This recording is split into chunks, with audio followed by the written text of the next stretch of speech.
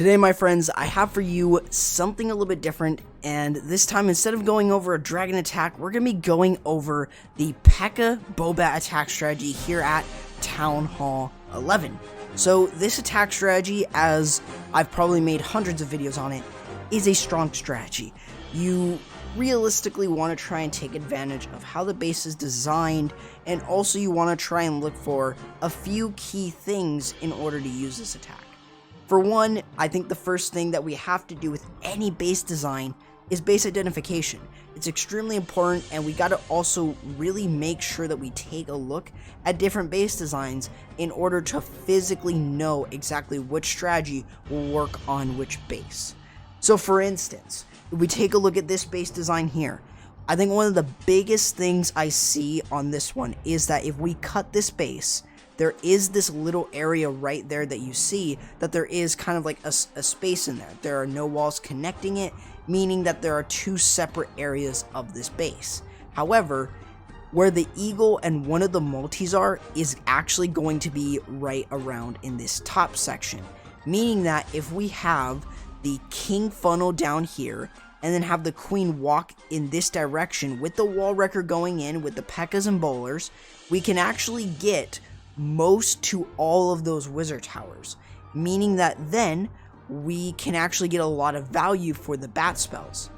So for instance, since there are 3 wizard towers and a multi-inferno along with the eagle, that's value. The eagle is another really important structure to get, since you do not want to deal with it when you use your bat portion, because sometimes it may target onto your bats instead of your bowlers or Pekkas.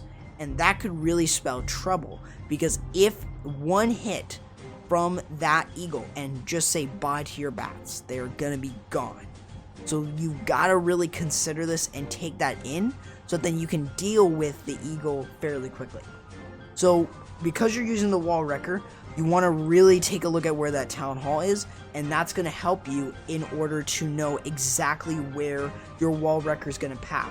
But not only this, but you're also looking for the entry point that has the least amount of DPS, so that then your wall wrecker could get deep enough into the base, so that then you can get all your value that you hopefully will desire to get.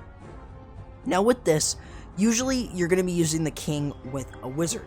Now why is this? And I could really spend a lot of time talking about this, maybe in a future video where I talk about funneling, but usually with a king, you're going to be using a wizard, and you want that wizard to direct the pathing of your king, depending on whether or not you placed it down correctly, so then it funnels in the correct way.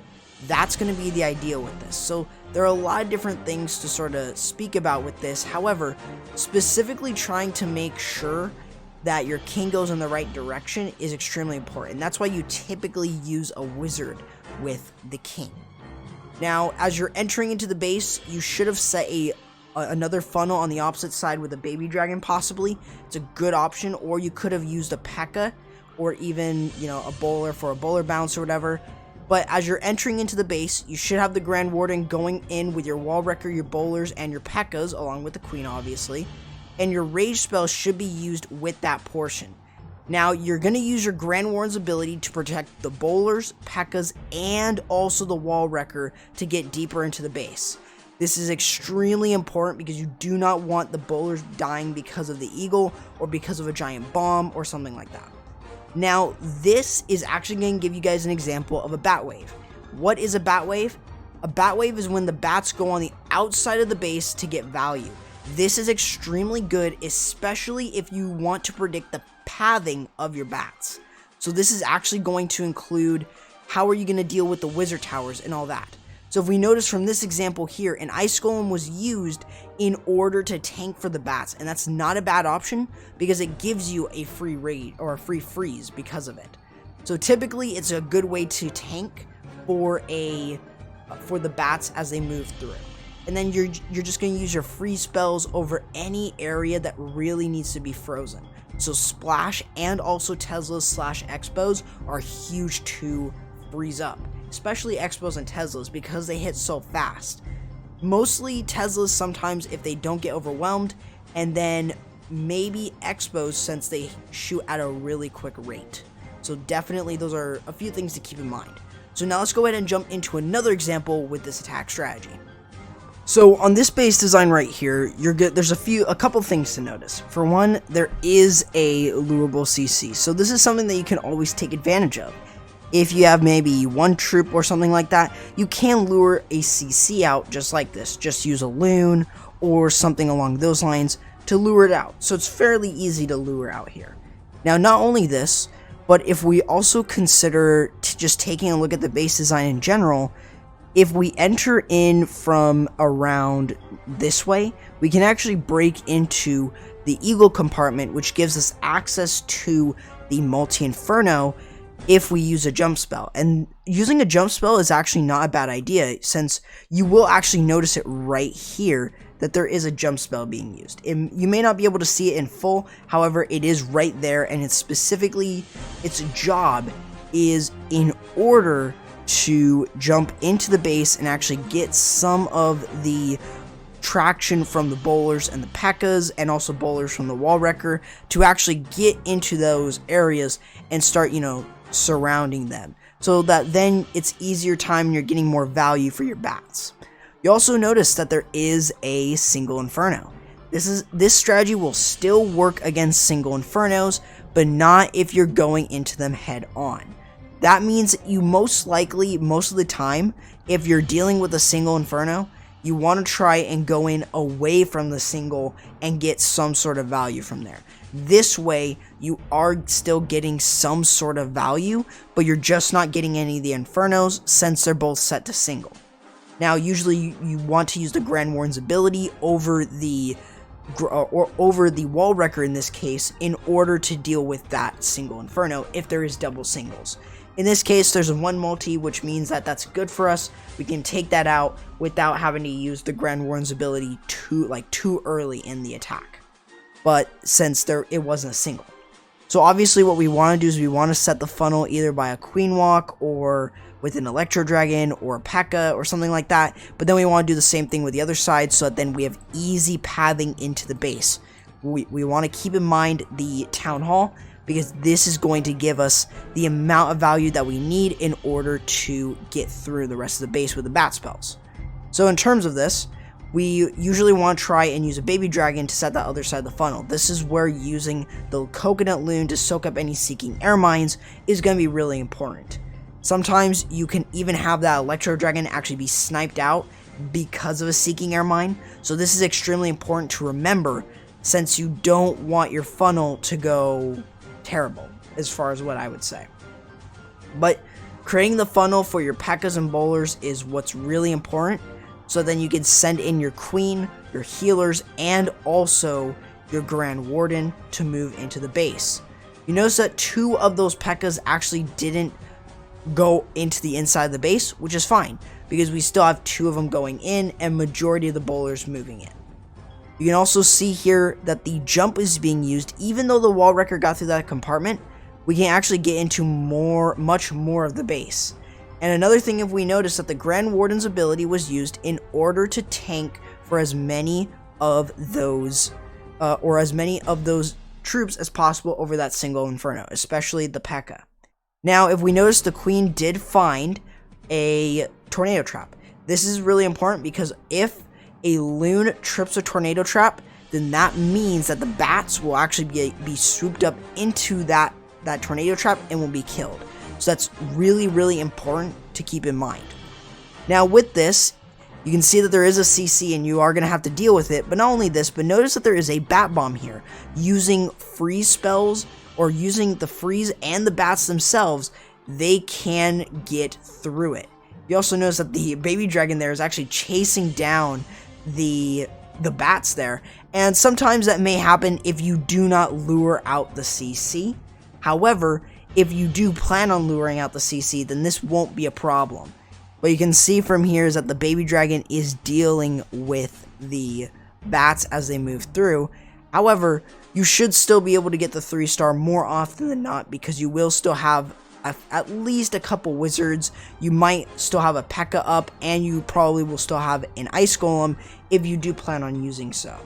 But other than that, it's a very simple strategy to learn, and it kind of gives you guys that understanding of how you guys can use the bats, so you can use it as a bat wave without a rage. So that's something to keep in mind. But obviously this attack strategy is very, very strong, and I would highly recommend that you guys really try it out here at Town Hall 11.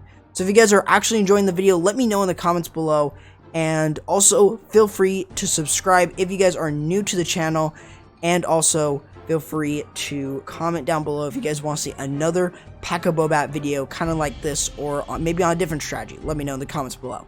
Let's go ahead and jump into the final example we have here for you guys with the Pekka Bobat. So if we take a look at this base design, there is going to be something different happening. We first noticed that the Infernos and the Eagle are opposite from each other. This is going to be very difficult, especially since we can't get both of them like super easy. Now you could say, yeah, we could enter into here, but also notice that there are a lot of expos there, meaning that there is going to be a lot of DPS in this area. So, and even right here, even if we charge into the base kind of like here or right here, we are going to be having to fight all of those expos. Now not only that, but in this example, we're starting off with a full queen charge. Unlike the first one where it was partial, this one is a full one. We are actually having our queen walk this direction and meeting up with the kill squad going in. Now, that's going to be extremely important since we're already funneling out this side of the base, making it so that then we can enter into the base here and then drop in our bats going in along this way to deal with those defenses. And remember, we do have a wall record that's either going to have either have bowlers or maybe even a Pekka in there, or maybe loons and a ice golem. It's gonna vary on base to base and on your personal preference. So that's something to keep in mind for you guys to sort of identify. Now with this, you really want to try and make sure that you are using your healers correctly, so that then your queen isn't going to like die immediately. So obviously with a queen walk or even a queen charge, specifically what you want to do is you want to make sure that your queen isn't taking any damage before you start your queen walk. Once she starts taking damage, like even a mortar shell, start your healers, because you don't want to be too late and like your queen's at half health and then you drop your healers. That's really going to hurt your queen walk. Now, what about using your rage spells with the queen walk? You can. It's actually a very, very strong way of dealing with a lot of different things. For instance, dealing with the CC here, which is the only thing you really need to deal with in this attack strategy, but it's specifically trying to deal with the CC with a queen charge or queen walk. That's why you want to use at least one rage, and that's sometimes why you'll see 3 rage spells in an army composition. And also, you know, then you have the rest of the rage spells for your queen as they move through, and also the Pekkas and bowlers. But notice something here. 3 Pekkas moved onto the outside. They skipped whatever they saw inside and actually skipped to go see what was on the outside of the base, which were some builder huts. But it should still be fine, since you will still have the Grand Warden's ability to get you through a lot of DPS. This is going to help you get through a good chunk of base designs, especially since you really want to try and take a look at how close those bases or how close those defenses are, so you can use or you can take advantage of the bowler bounce. Once you've taken out at least one or even both wizard or multi-infernos, you can actually use your bats as a bat wave on the rest of the base, or even a bat bomb if you choose to so.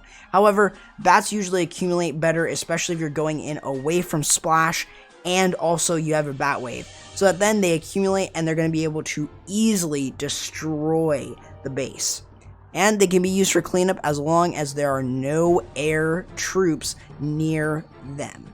So that's really going to help you guys. So hope you guys did enjoy. Let me know in the comments below if you guys did enjoy. Also, let me know if you guys want to see another Pekka Bobat or maybe even another strategy here at Town Hall 11. Please let me know. I really appreciate that. And if you're new, feel free to subscribe. And don't forget to turn on the notification bell so you guys don't miss any videos from this channel. Also, feel free to go ahead and join the X of Humanity family and also my community Discord server. Both Discord server links will be in the description, and feel free to follow me on Twitter _CorruptYT. With that being said, guys, that's going to do it for the video. Hopefully you guys enjoyed, and I'll be seeing you guys next time. Corrupt, signing out.